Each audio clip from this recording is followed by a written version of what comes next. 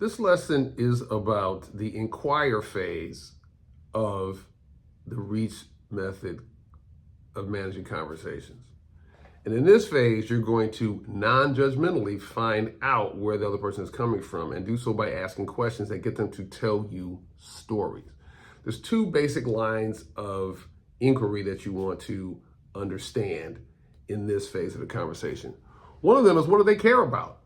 What are the topics that they care about in this election season? You might even say, in this election season, what do you care about?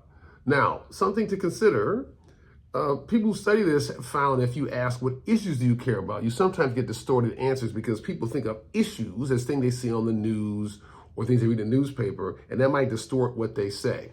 So that's one thing to consider. The second thing to consider is be careful about saying, why do you care about something? Because you can push them into an analytical mode. You're really trying to get them to storytelling mode. You might start out with saying, what do you care about and why? But ultimately what you want to move to is, tell me something about how you started caring about that. So you're trying to get them to tell you stories about that. A second line of inquiry is why they feel about voting like they feel. So again, you might start out with asking, why are you ambivalent about voting? You've already determined that. That's why you're watching this video now. But what you want to move to is a question like, tell me something that happened in the past couple of years that reinforced how you feel about voting. Or if you're ready for a longer conversation, tell me how your attitude about voting has evolved over the years. So the point is not to ask the question and check off the box and move on. The point is to use this whole conversation to get to know them. This is a person you know. This is a friend of yours or an acquaintance of yours. So I'm just giving you guidance for the phases of a conversation that are going to be helpful. Your goal is to do enough paraphrasing of what they say at the language level and enough empathy at the heart level so that they feel understood and respected. Now, let me give you a preview of some of the common reasons that people don't want to vote. Some of it is cynicism. I can't make a difference. Lack of information. I don't know enough. Apathy. I don't care. Identity. I'm not that type of person. Or lack of responsibility. I know I should, but I just don't. There's a big and a small reason for me running those down. The small reason is because by having those, since those come up frequently, you might be more effective at paraphrasing back to them what they have actually said.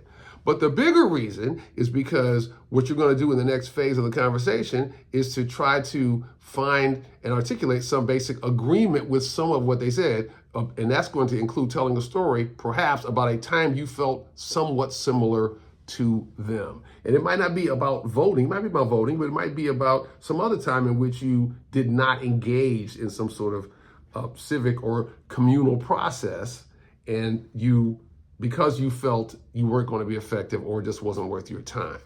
My suggestion is you start thinking in advance about why you opted out of participating in something like that. And a key thing for you to have influence is for them to feel like you think they ain't crazy. That is an important thing in any kind of influence situation. If you watch the other modules, you know about the ABC rule, which is agreements before challenges. So it will help you to think in advance about when you've disengaged and why that is, and get your stories ready so when you're in these conversations, you can meet the person with a sense of agreement. If you like this content, please press the like or subscribe button so the algorithm can get it to more people who need to see it.